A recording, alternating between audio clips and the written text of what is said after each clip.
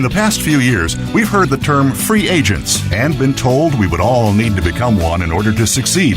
The recent economic structures have helped to promote this concept as reality. Where do we get the tools to take control of our career path in the present and future? Welcome to The Career Confidant with your host, Marie Zimenoff. Marie and her guest experts are here to provide you with the tools you need to move forward and achieve your career goals. Now, here is Marie Zimenoff. Hello and welcome to the Career Confidant, and you are going to be glad that you joined us today because today we have a guest talking about another great topic for you in managing your career advancement, or even if you're thinking about launching a small business, because Jennifer Vancil is a coach who does strengths. And Jennifer, you are just so positive, and I love talking with you because you always bring this strengths-based approach. So we're so excited to have you on the show today. Strengths is positivity, so I'm glad that it shows.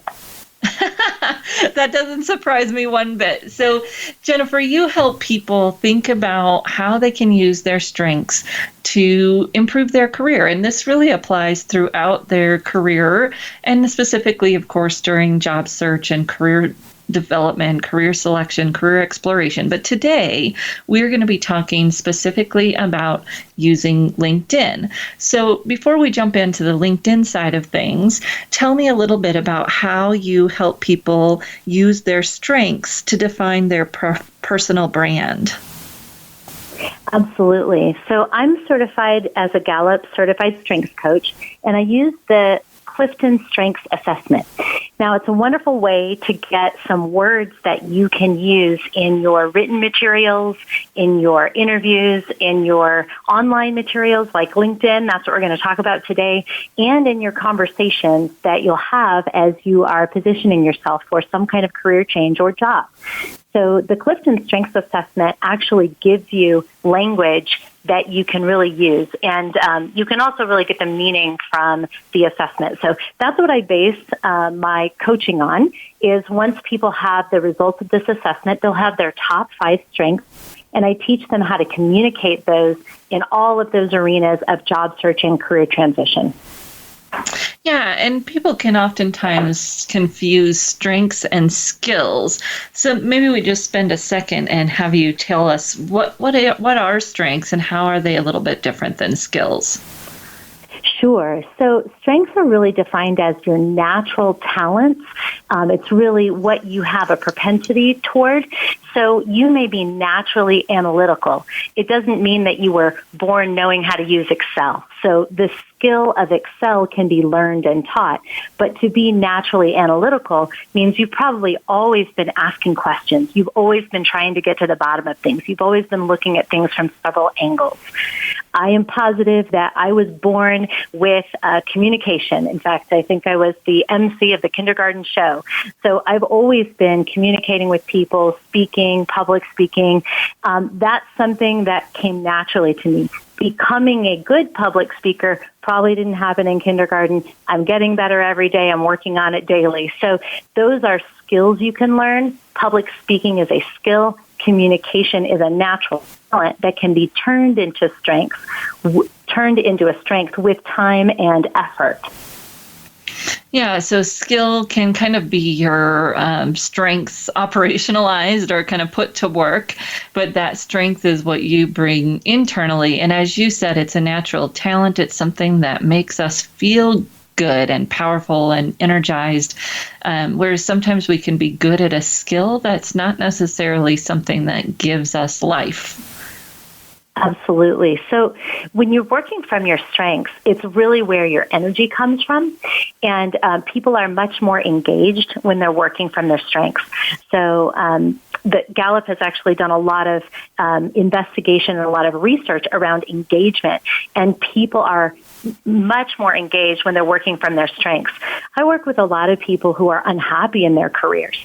And I really think of it as a diagnostic tool to understand why are you unhappy. Most of the time when someone says, I'm really not where I want to be in my career, when I can understand what their strengths are and ask them, how many of these are you using on a daily basis?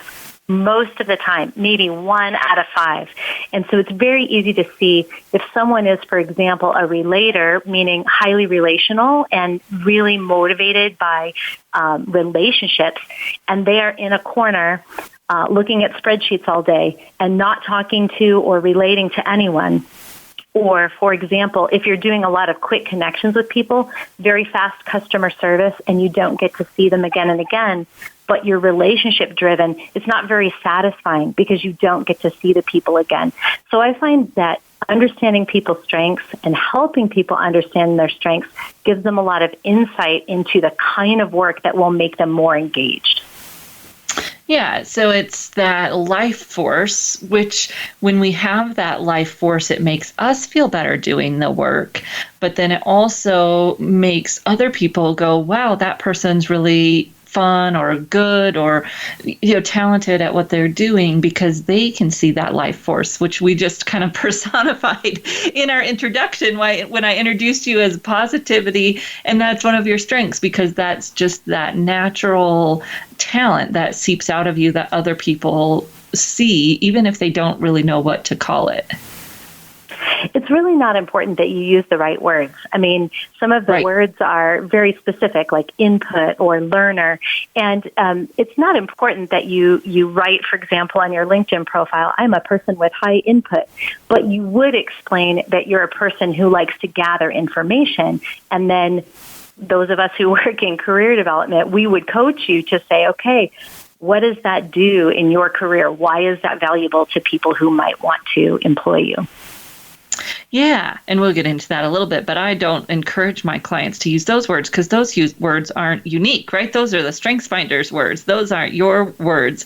So we in the career space might put them on our profile, but I think you hit the nail on the head that when it's that individual that's thinking about their strengths, they want to tell a story, which we'll get to here in a little bit. So what else might we say about personal brand before they jump onto LinkedIn and work on their profile? What other things might they need to know about themselves? Sure. So our colleague William Arruda says that personal branding is your unique promise of value. And I love that phrase that he uses. So I think about your own strengths as your unique promise of value. So your strengths are your natural talents. But then what field do you use them in? What skills have you learned? What expertise have you developed using your strengths? So that's really what becomes unique and valuable about you. The strengths, even a top 5 strengths, it's 1 in 278,000 likelihood that you would have the top 5 strengths as somebody else. So even just looking at your top 5 strengths, you're very unique. Now, if you put a career field on there and a certain education and a certain skill set, there's only one of you. It's just you. There's nobody else who has all of those things. So our calling is to figure out how to communicate that effectively to people who are in a position to open doors for you. Yeah, and we are unique, and a lot of times it's our challenges to figure out what unique stories we can tell to describe our strengths, not necessarily wanting to copy and paste that other language. So let's talk a little bit more specifically then about how our people, and this applies for, whether people are trying to get business or they're looking to get hired in a career, how can they demonstrate their strengths on LinkedIn? Absolutely. So there's really a couple different ways. One is in what you write, and one is in and the other one is what you do. So you can explain, for example, if you're analytical, that you've developed skills in certain programs, and you can list those in the skills section. You can also talk about what being analytical allows you to do. Perhaps you're really good at gathering data, and you're really great at understanding the causes and effects of things, and you ask really deep questions. So I ask my clients, how does analytical show up for you in your field? And what skills have you developed to be even better at your natural talent of being analytical? So what you write is the way that you explain and communicate the strengths that you naturally have.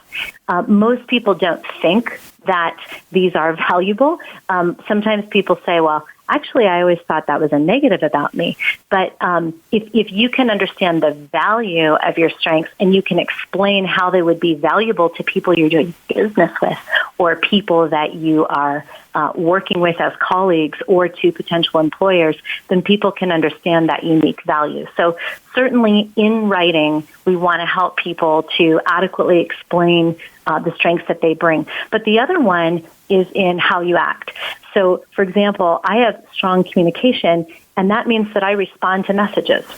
I respond to every message. And that's something that I really pride myself on, and that's really, really important to me. I don't get behind on my messages. I always respond. So when I say I have communication, I can write that in my profile. But if someone messages me and gets a response, they will see communication. So that's a personal example, but I coach my clients to figure out what would that example be for them. Yeah, and that makes it a little bit more concrete. And it also, as you were saying earlier, keeps us consistent. So, the big joke is always that if you write in your resume that you're detail-oriented, but you spell things wrong or you don't use a hyphen in detail-oriented when you're supposed to, right? It doesn't work. Right. Absolutely. Well, and if someone, for example, is a learner, that means that they love to learn. They love the process of learning.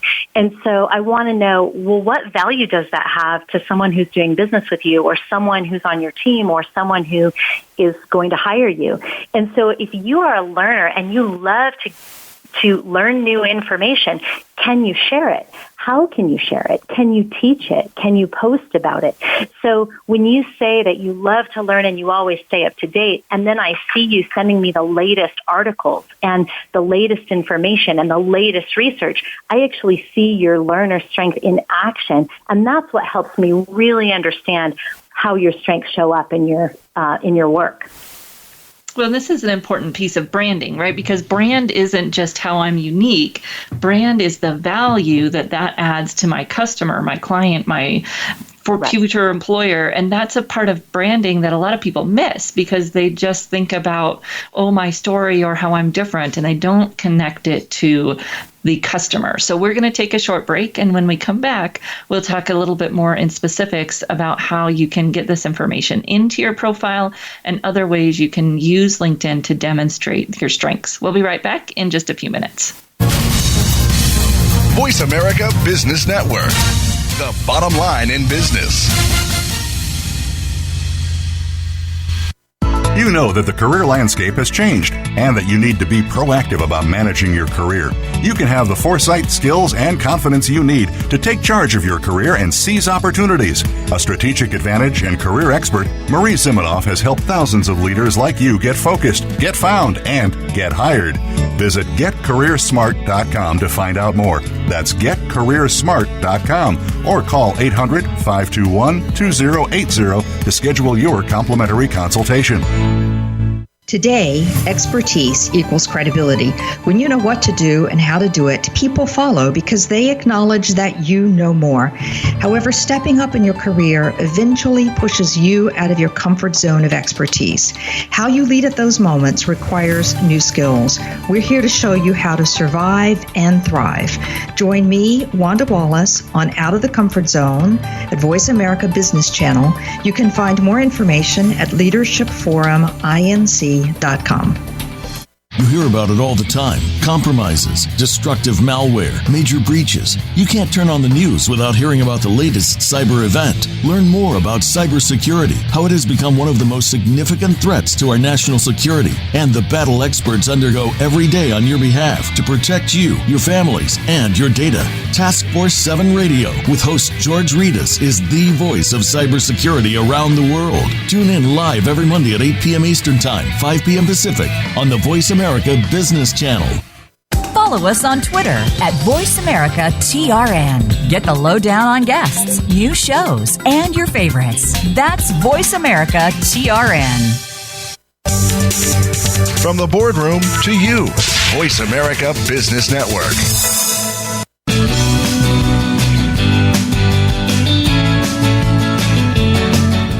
You are tuned in to The Career Confidant with Marie Zimenoff. If you have a question or comment for Marie or her guest today, please call 1-866-472-5790. That's 1-866-472-5790. You may also send an email to marie@astrategicadvantage.com. Now, back to The Career Confidant. Welcome back to the Career Confidant, and today we're talking with Jennifer Vansel, a strengths-based coach. And Jennifer, you work with a lot of MBA folks, but you also work with some early and mid-career professionals. And I'm guessing that you see a lot of times where they struggle to, what do they put in their LinkedIn profile? So can you give us a few examples of how people have put their strengths into their profile? Sure, absolutely. So, just looking at a profile here that someone has written, and they said, a small business owner myself, I help launch others' vision and brand strategy paired with smart and strategic design. So strategy, right there, it's strategic design. So that's a really great example of using the strategic strength, but explaining she's a creative director. And that is a way of explaining what she does with strategy. We also see some wording where she explains that she helps people generate ideas. Well, that's her ideation strength. So you think about what the strength is, what it means, and how it applies in the field you're in, and then a phrase that you can say. So I always help people come up with what I call strength statements, a sentence that explains what that strength means, and then you can use that in LinkedIn in your About section. You can use it in the description of your experience section. And you can also use it in interviews and in networking meetings. So once you have your strength statement, you understand what your strengths mean and how to communicate them. There's just so much that you can do with them. Yeah. And as you were saying, those specific stories, specific examples, and what does that mean for the person that I'm working for? And this might be like specific stories in our experience section. Have you seen people use it that way?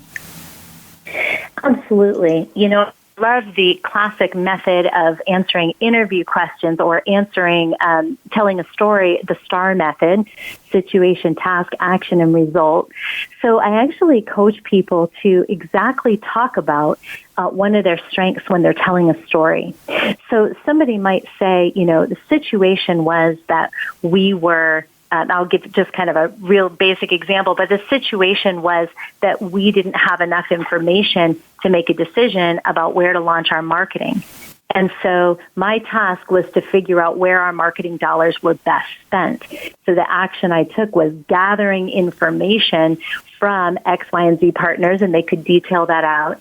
And the result was that we understood that we need to put more of our dollars in the Northeast versus the Southwest. So that's a way that you would tell a story.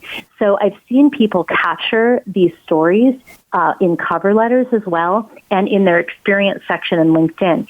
So they could very much say on a bullet or in a phrase, gathered information using data analysis strategies and demonstrating them using the Tableau, using Tableau as their skill.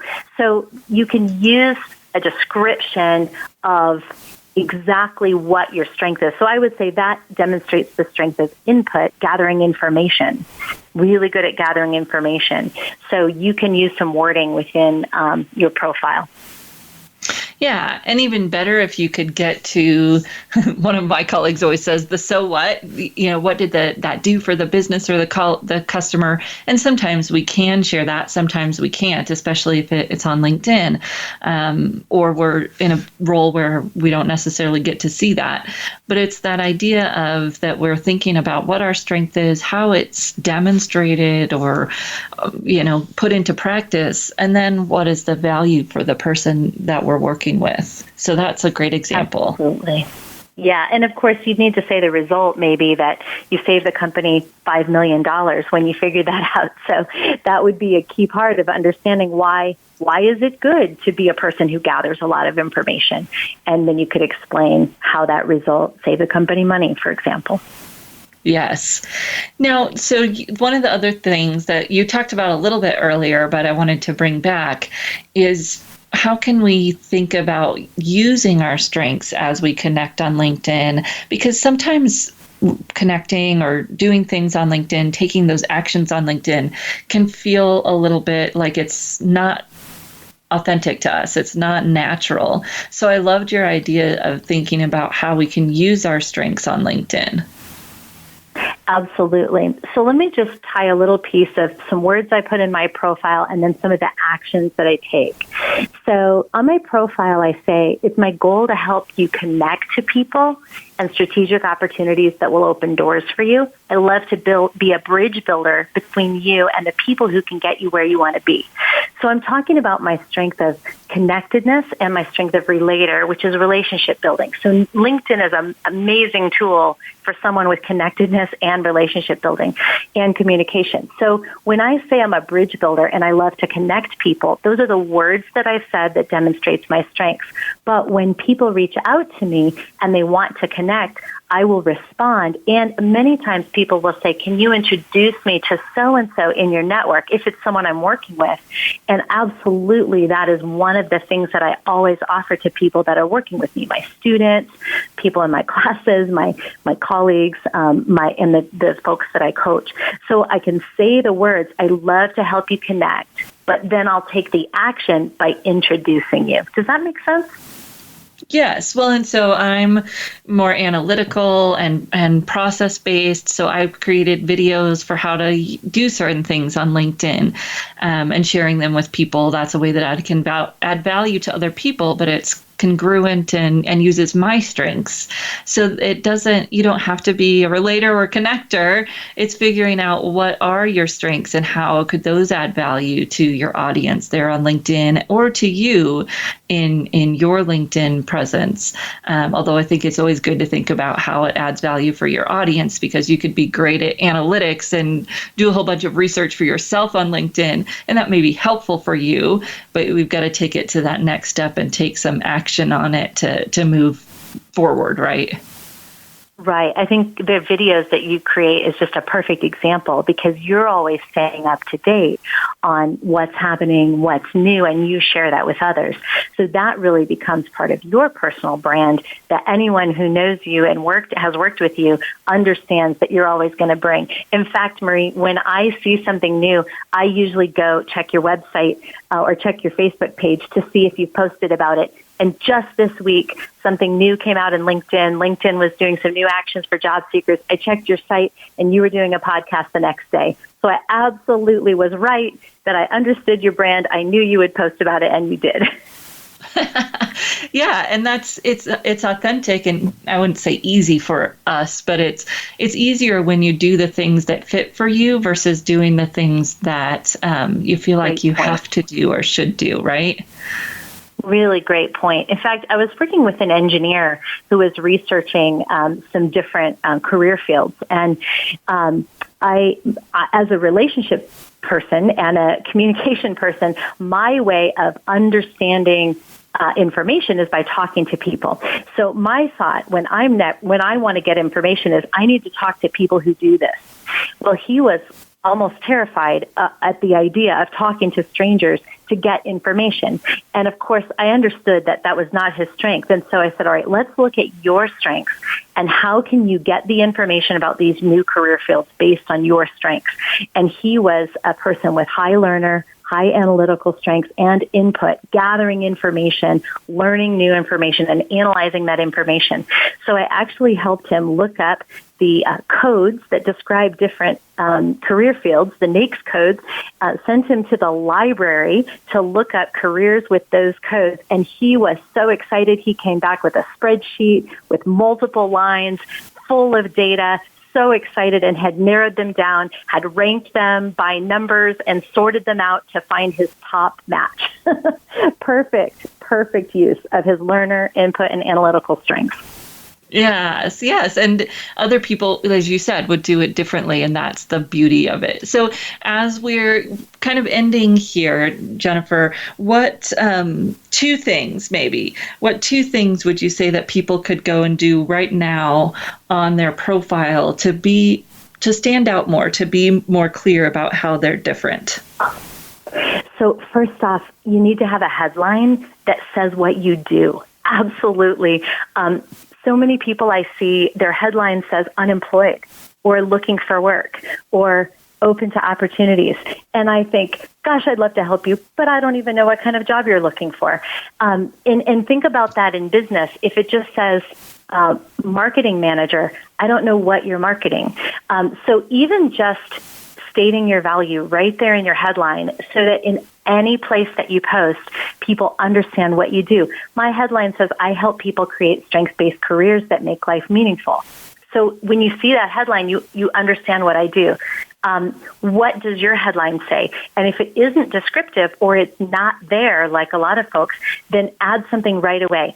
You can actually click on the crayon, the little crayon symbol, the edit symbol, I call it a crayon, and you can change that. So even if it is marketing manager at XYZ company, you can actually add, a phrase that said, I help people communicate the value of their product, or I help products be designed in a way that customers can understand them. Whatever your phrase is can be added at the top, even if you still want to have your position.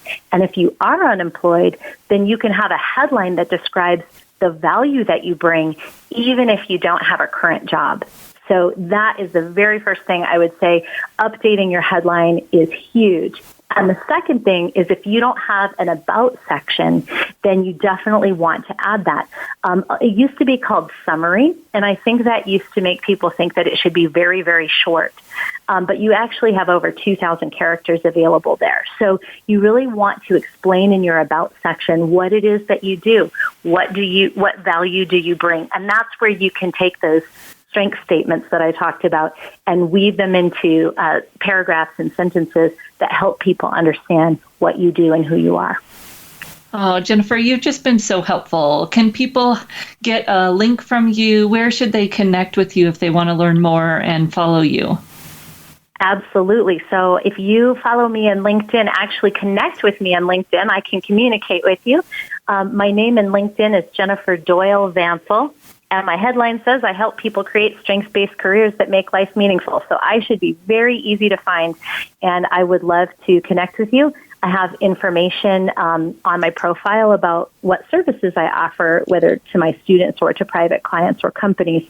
But what's really important to me is that I like to share information that helps people manage their careers. And so I'm posting almost every day information on how to use LinkedIn effectively, how to job search well, how to use their strengths in their careers. It's my passion to do that, and I just love it when people benefit from that. Oh, that's so great. And I know people will check it out and get more value from following you and the great information that you share. Thank you so much for joining us. And we are going to take a short break. When we come back, I will give you some more information from some of our other career experts who weighed in on this topic. But Jennifer, it's been so great talking to you, and thank you so much for joining us. You know that the career landscape has changed and that you need to be proactive about managing your career. You can have the foresight, skills, and confidence you need to take charge of your career and seize opportunities. A strategic advantage and career expert, Marie Zimenoff has helped thousands of leaders like you get focused, get found, and get hired. Visit getcareersmart.com to find out more. That's getcareersmart.com or call 800-521-2080 to schedule your complimentary consultation.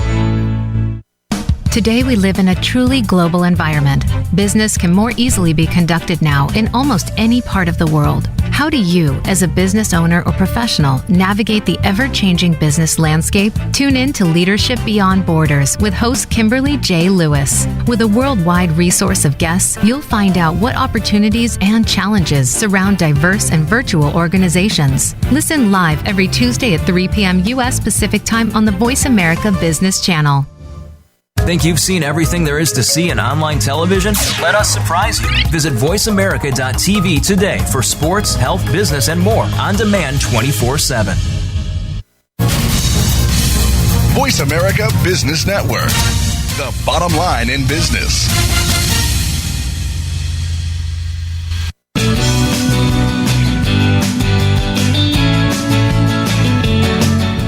You are tuned in to The Career Confidant with Marie Zimenoff. If you have a question or comment for Marie or her guest today, please call 1-866-472-5790. That's 1-866-472-5790. You may also send an email to marie@astrategicadvantage.com. Now, back to The Career Confidant. Welcome back to The Career Confidant. Today we were talking with Jennifer Doyle Vancil. So if you're checking her out on LinkedIn, it's Jennifer, Doyle, Vancil, Vancil. And she just shared some really important and pertinent information, especially there at the end about changing your headline and being careful that it's specific to who you are and what you do, but also adds in some flavor. So one of the sessions that I did this summer, we had a recruiter come in and he was showing us the back end of LinkedIn where recruiters get to see profiles. And he was searching for a tax manager, and probably not that surprising that all of the tax manager profiles he looked at, that was all they had in their headline was tax manager. Some of them said tax manager at X, Y, or Z company. Boring, right? It just doesn't differentiate you from anyone else who does what you do. Now, on the other side of things, I have people that just go way too creative, and maybe they say things that are just vague and it doesn't tell you what they do. I help people do X, Y, or Z, and you're thinking, well, that's great, but why and how and in what setting? We need a context and some specificity. So Mark Anthony Dyson, who's another career expert, he responded on my LinkedIn post about this topic today and said a headline that emphasizes value and solutions that you solve is important. And I agree with that completely. So do a balance of the two. Tell me the common titles that you might be applying to and how you bring a specific value, what your strengths are in that, what industry you work with. It's nice to have both. I'm a both and kind of gal, as you know, if you've been listening to the show for a while. So give me some brand. What do you do differently? What are your strengths? How do you help people? Then give me some titles for the search optimization of your profile. And if you can do that within around 120 characters, great.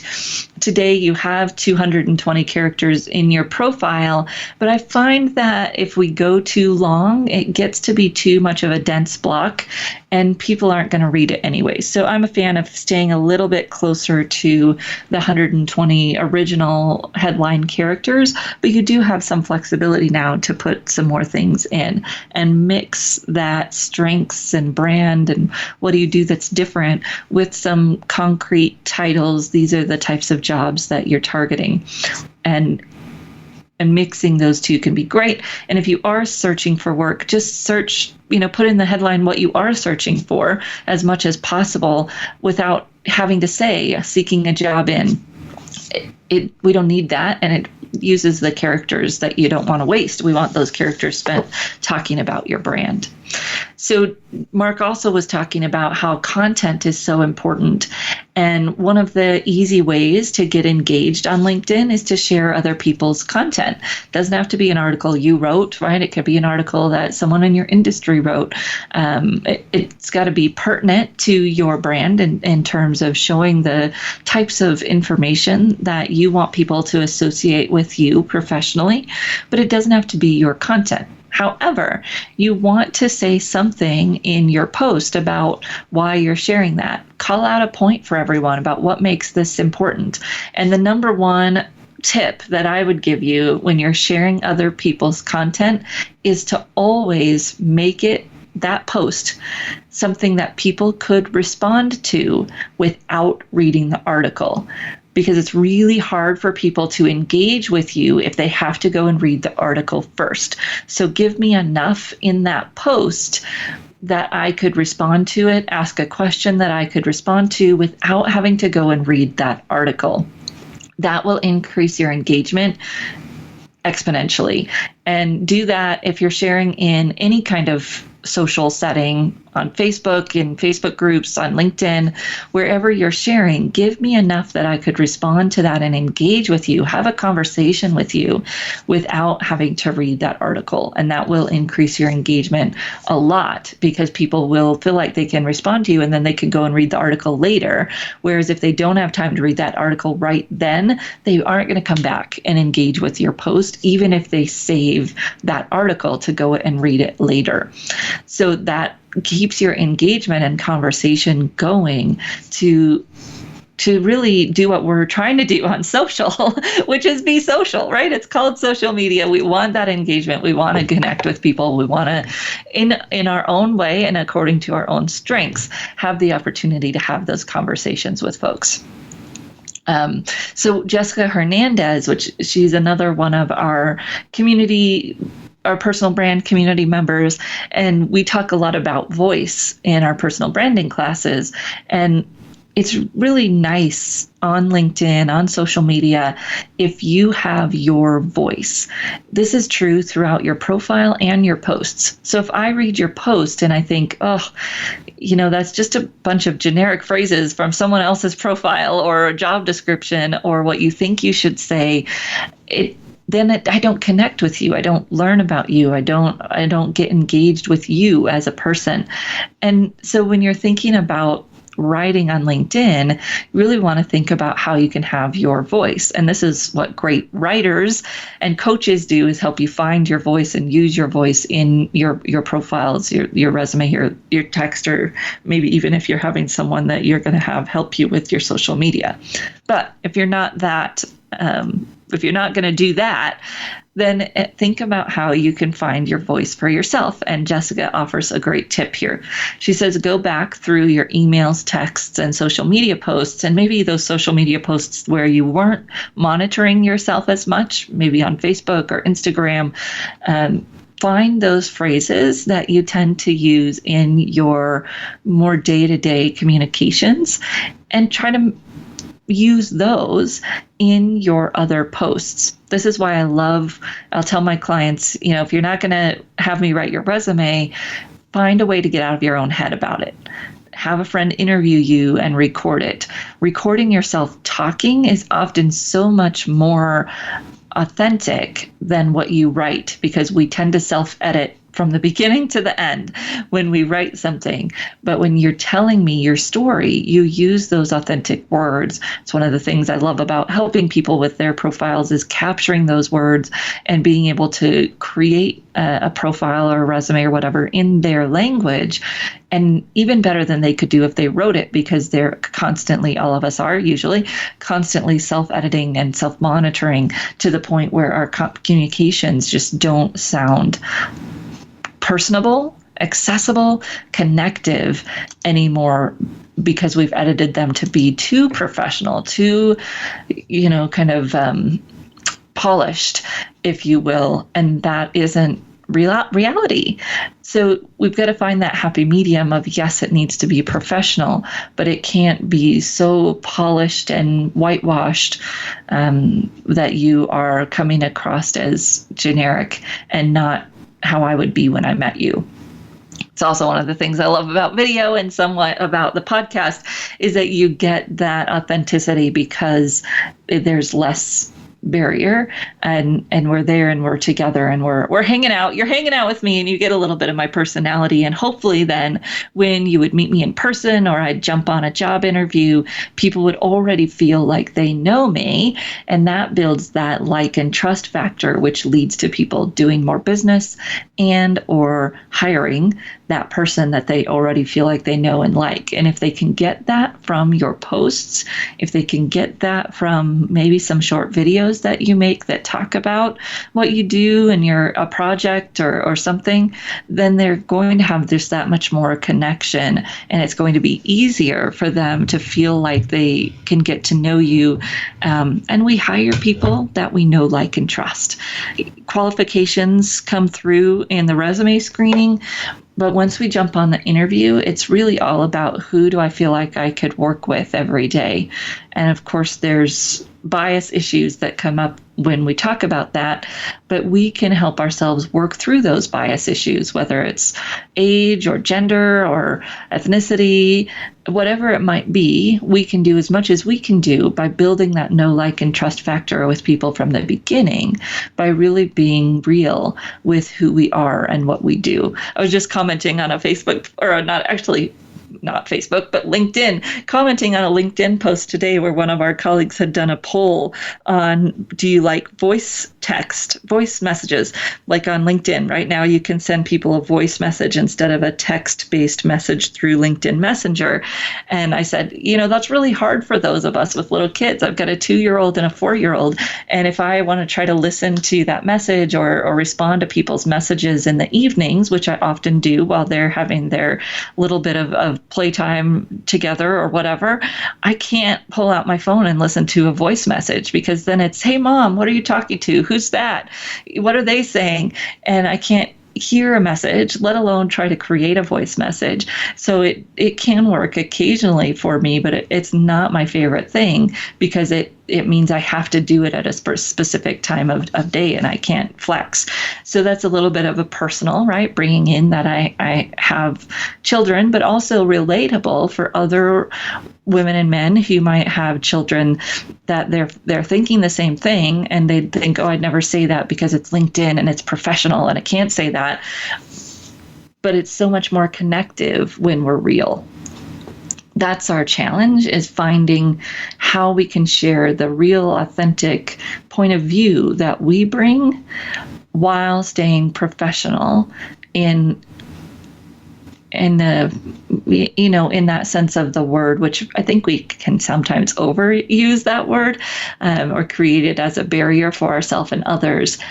Let's connect, let's be real humans, and let's think about how we share our stories in a way that makes us stand out. Because if all we're doing is sharing the generic, we're never going to stand out, especially online with 706 million profiles on LinkedIn. So we're going to take a short break, and when we come back, we'll go through 5 quick actions that you can take today to make your LinkedIn profile stand out more. We'll be right back in just a few minutes.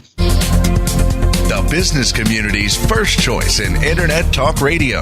Voice America Business Network. You know that the career landscape has changed and that you need to be proactive about managing your career. You can have the foresight, skills, and confidence you need to take charge of your career and seize opportunities. A strategic advantage and career expert, Marie Zimenoff has helped thousands of leaders like you get focused, get found, and get hired. Visit getcareersmart.com to find out more. That's getcareersmart.com, or call 800-521-2080 to schedule your complimentary consultation. We hear it and read about it every day in the news. America is heading over a fiscal cliff. Home prices are still receding and unemployment growing. How can you preserve and increase your wealth in this kind of economy? Tune in to Turning Hard Times into Good Times with host Jay Taylor. Jay will explain the decline of our monetary system and the economy, and will give you winning investment ideas and the tools to protect and increase your wealth. Turning Hard Times into Good Times with Jay Taylor can be heard Tuesdays at 3 p.m. Eastern Time, 12 noon Pacific Time on the Voice America Business Channel. When it comes to business, you'll find the experts here. Voice America Business Network.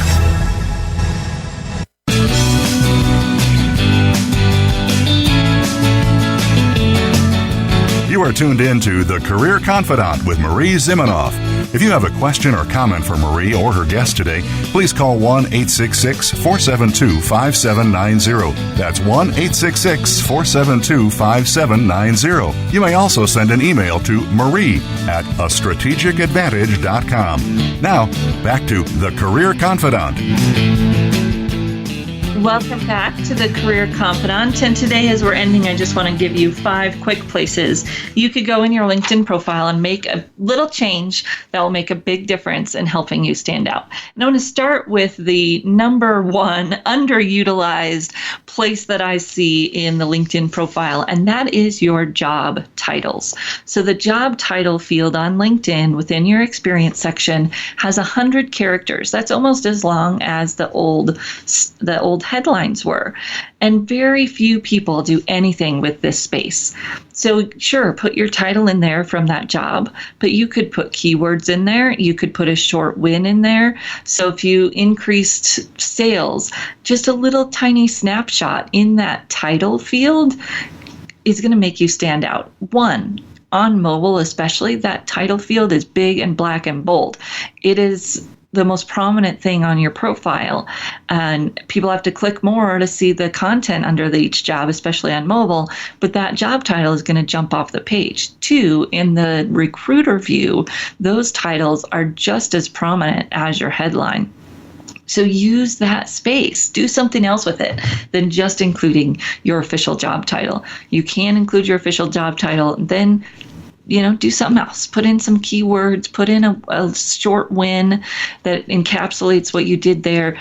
That is such an easy win to make yourself stand out. I've been teaching that tidbit for 5 years, and I see so few people doing anything with it. If you're in business, be careful about making that overly salesy, right? Tell me what the value you bring is to your customers, but you don't necessarily want to, say, yeah, a call to action in there can work, but you just got to be careful because everybody's tired of the sleazy sales on LinkedIn.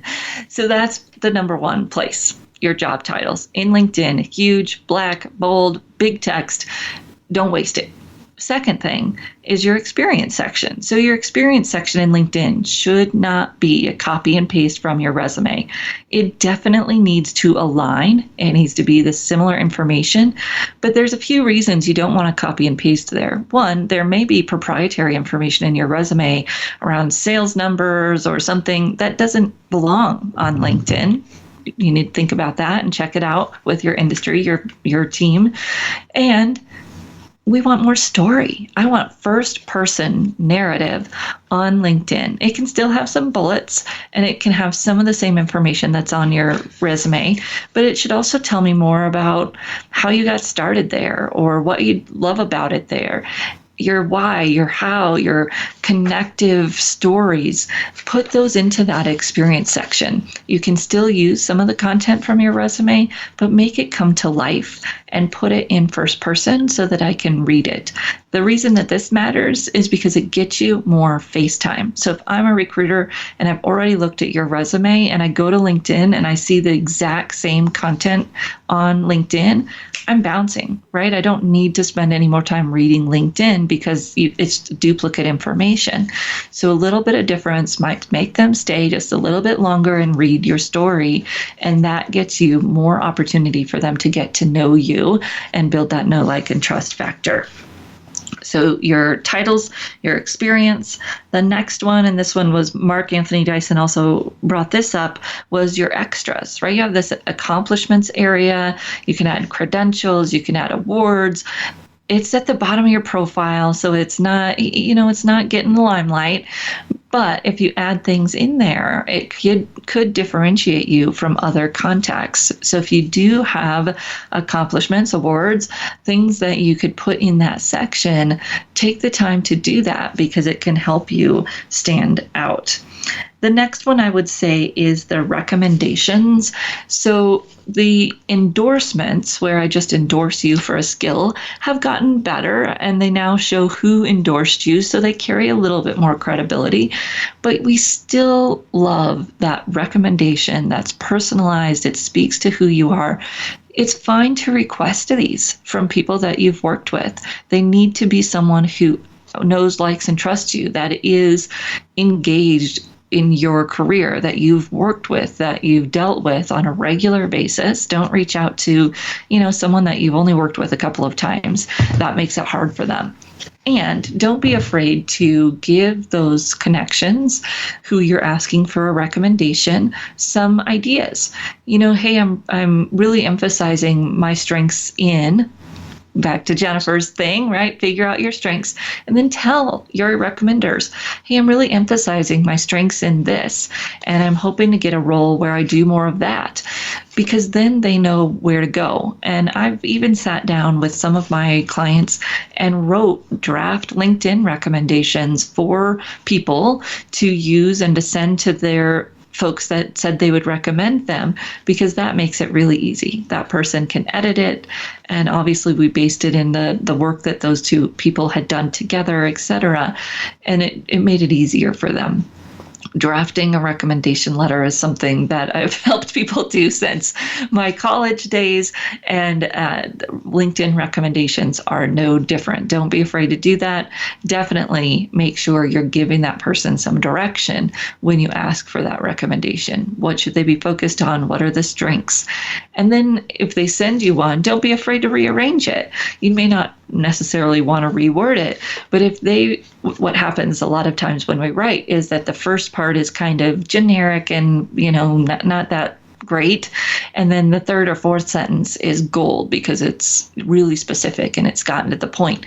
Don't be afraid to say, hey, I'm going to put that first sentence first, because we want that first sentence to hit the mark. We want that first sentence to be specific and concrete and really shine for us, not to be that generic thing that most people say about most people, right?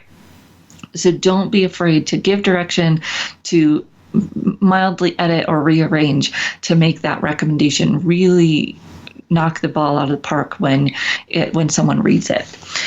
So we've got our headline, that's where we're going next. So we've got our titles, our experience section, our extras, our recommendation, and then the last place I would say is your headline. We talked about that already, but making sure that it's a good balance of some differentiating, personality evoking statement about you and what you do, and then the titles that you want to be applying for or that people would hire you for so that they can find you when they're doing their search. And that's really important because it is so visible, because in search it shows up as sometimes the only thing people can see, and it needs to get across who you are and what you do. Both of those elements are important. We don't want to be overly stuck on the what and the job titles, and we don't want to be overly creative with the who and obtuse statements that then don't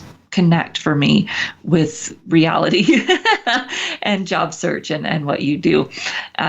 So those would be my top 5 areas to look at your profile. Start with the title sections. What little wins could you pull from your experience section into there?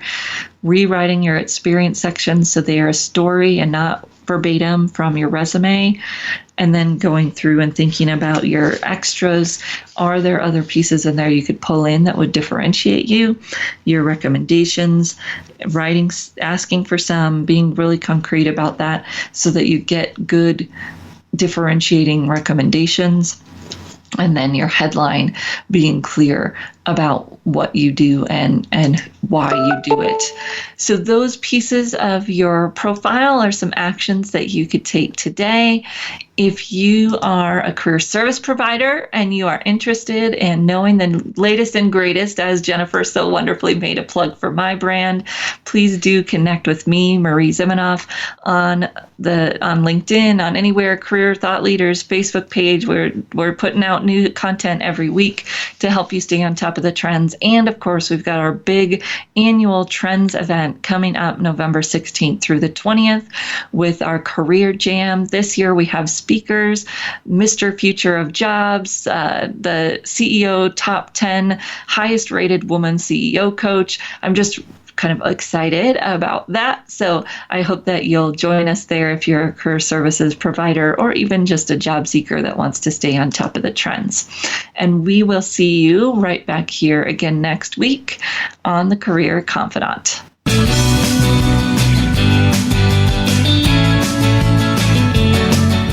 Thank you for listening to The Career Confidant. Marie Zimenoff will return again with another terrific guest next Monday at 6 p.m. Eastern Time, 3 p.m. Pacific on the Voice America Business Channel. Be sure to join us then.